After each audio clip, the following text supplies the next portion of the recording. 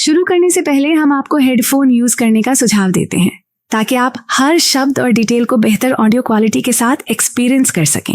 तो चलिए शुरू करते हैं। मार्क ट्वेन कहते हैं कि पब्लिक स्पीकिंग के डर को दूर करने का एक ही तरीका है, लोगों के सामने बोलना।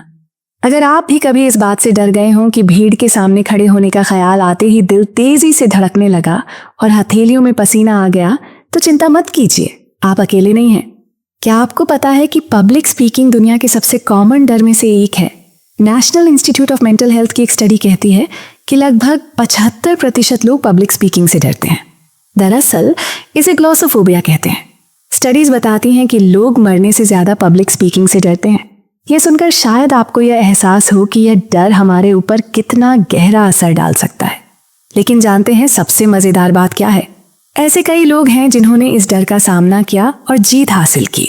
बहुत से फेमस और सक्सेसफुल लोग जैसे स्टीव जॉब्स, बिल गेट्स और ओपरा विनफ्रे ने भी एडमिट किया कि अपने शुरुआती दिनों में वे पब्लिक स्पीकिंग से डरते थे। परिचय। दोस्तों, पब्लिक स्पीकिंग एक ऐसी स्किल है जिससे हम में से कई लोग डरते हैं। स्टेज पर कैसे कॉन्फिडेंटली बात करें, सोशल मीडिया के लिए बिना किसी झिझक के वीडियो कैसे बनाएं, इंटरव्यू में या फिर बॉस से अप्रेजल मांगते वक्त कैसे बात करें, यहां तक कि शादी के लिए प्रपोज कैसे करें। हर जगह पब्लिक स्पीकिंग में माहिर होना बहुत जरूरी है। उस इंसान को याद कीजिए जिसकी बात करने का तरीका आपको बहुत पसंद है। उसकी पब्लिक स्पीकिंग स्किल्स कमाल की हैं और शायद आप भी उसी की तरह लाखों लोगों से बात करना चाहते हैं। अगर ये सब आपके मन में है तो डेल कार्नेगी की किताब the art of public speaking आपकी मदद कर सकती है। इस किताब को समझने के लिए हमने इसे 12 चैप्टर्स में डिस्कस किया है। तो चलिए एक एक करके चैप्टर्स पर नजर डालते हैं। चैप्टर 1, लोगों के सामने बोलना। पब्लिक स्पीकिंग ऐसा तरीका है जिसके जरिए आप अपने दिल की बात दूसरों तक पहुंचा सकते हैं।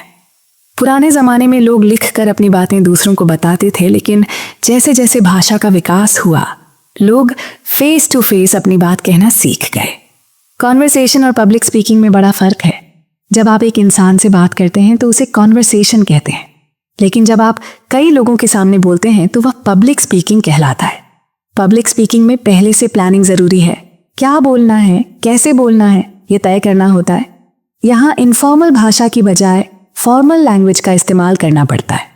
पब्लिक स्पीकिंग में ध्यान देने वाली बातें, ऑडियंस को समझें, सिर्फ अपनी बात ना कहें, उनकी फीडबैक पर ध्यान दें ताकि वे आपकी स्पीच में इंटरेस्ट बनाए रखें। इमोशनली कनेक्ट करें, अपनी बातों को फैक्ट और इमोशंस के साथ पेश करें।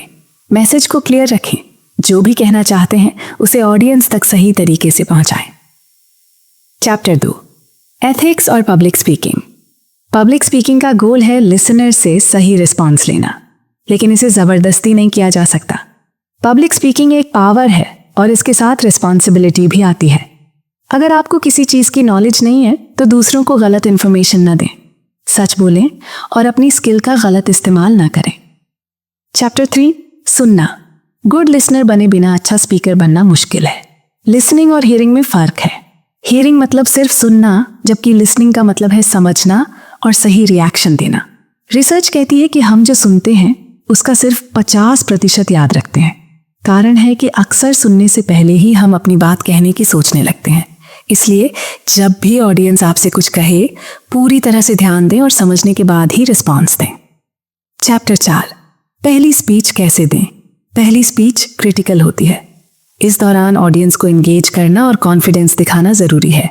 ऑथर के बताए कुछ टिप्स। ऑडियंस से बातचीत शुरू करें, सीधे टॉपिक पर ना जाएं। 2-3 मिनट ऑडियंस से हल्की फुल्की बात करें, टॉपिक पर फोकस करें। डीप या हेवी जानकारी देने की बजाय टॉपिक को रिलेटेबल और सिंपल रखें। स्पीच को ऑर्गेनाइज करें, इंट्रोडक्शन, मेन बॉडी और कंक्लूजन को अच्छे से प्लान करें।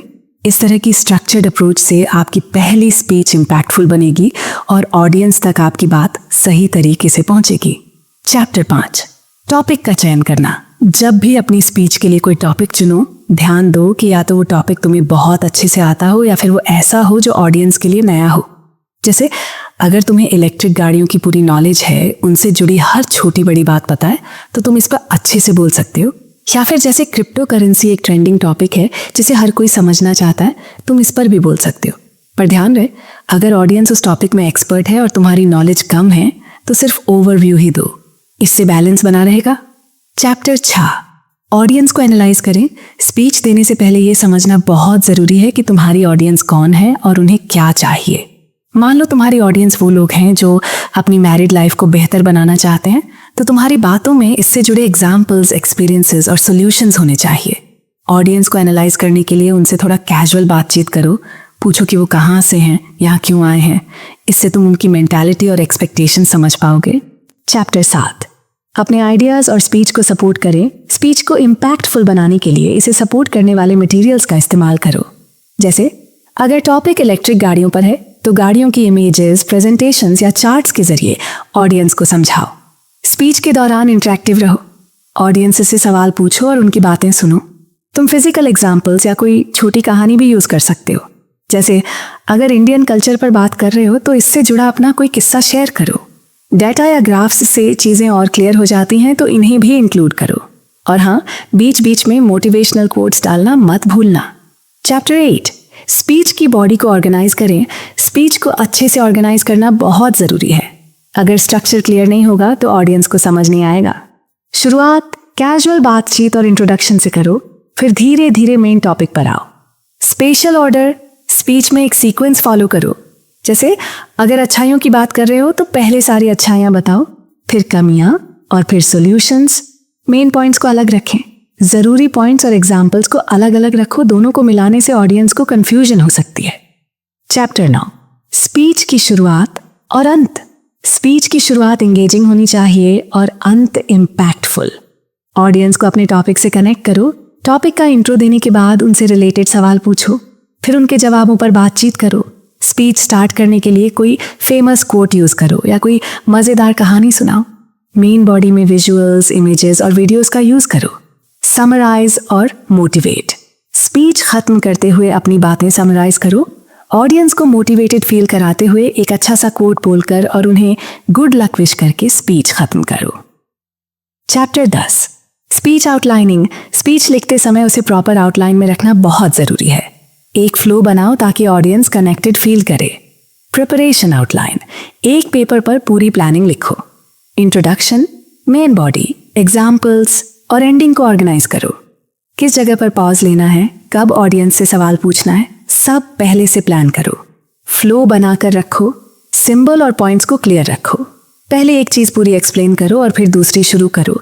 जैसे पहले अच्छाइयों की बात करो और फिर कमियों की। दोनों को मिक्स करने से ऑडियंस कंफ्यूज हो सकती है।